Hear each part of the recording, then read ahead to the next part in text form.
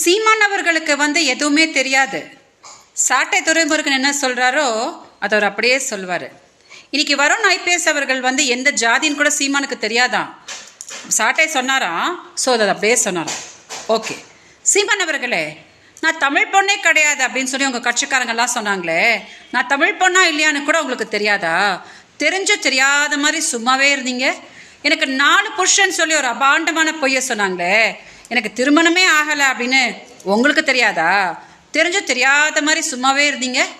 இப்படி எதுவுமே தெரியாமல் தான் நீங்கள் தமிழ்நாட்டில் கட்சி நடத்திட்டு இருக்கிறீங்களா? ஓகே, போன வருஷம் நான் உங்கள் மேலே கம்ப்ளைண்ட் கொடுத்தேன் இல்லையா கமிஷன் ஆஃபீஸில், அது எதுக்கு கொடுத்தனாவது உங்களுக்கு தெரியுமா? நீங்கள் வந்தீங்க இல்லையா, மாதம் நான் உன்னோட செலவுக்கு 50,000 ரூபாய் கொடுத்துட்றேன் அப்படின்னு சொல்லிட்டு போட்டுட்டு உங்கள் பாட்டுக்கு மரியாதையாக போயிருந்தீங்கன்னா பிரச்சனையே இருந்திருக்காதுல்ல.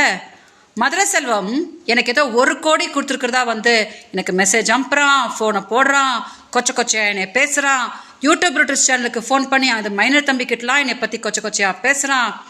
இதெல்லாம் தாங்க முடியாமல் தானே நான் அக்காவை கூட்டிகிட்டு கம்ப்ளைண்ட் கொடுத்தேன். இது உங்களுக்கு தெரியாதா? என்கிட்ட வீடியோஸ் எல்லாம் வாங்கிட்டு இருந்தீங்களே, அதெல்லாம் உங்களுக்கு மறந்து போச்சா? உலகத்தில் எந்த பெண்ணுக்கு அநியாயம் ஆனாலும் உடனே குரல் கொடுத்துறீங்களே, எங்களெல்லாம் பார்த்தா உங்களுக்கு பெண்கள் மாதிரி தெரியலையா?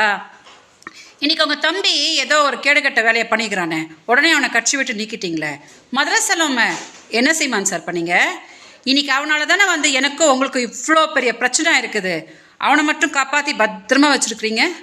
இன்னைக்கு உங்கள் கட்சியில் ஏன் தெரியுமா இப்படியெல்லாம் தப்பாக ஆயிட்டுருக்குது? யாரெல்லாம் என்னை பற்றி அபாண்டமாக தப்பாக பேசுனாங்களோ அவங்க எல்லாம் அவங்கக்கிட்ட அசிங்கப்படுத்திட்டுருக்காங்க. காளியம்மா என்னை பற்றி தப்பாக பேசுச்சு, அதுக்கு தான் பிசுறு மசுருன்னா உங்ககிட்ட வாங்குச்சு. நெக்ஸ்ட்டு சாட்டை தம்பி, இப்படி ஒருத்தராக உங்ககிட்ட தப்பாக போயிட்டுருக்கு.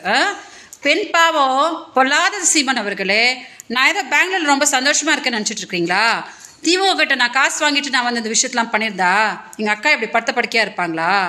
மீடியா தயவு செஞ்சு இந்த வீடியோவை சீமான் பார்க்கும்படி டெலிகாஸ்ட் பண்ணுங்கள். வணக்கம்.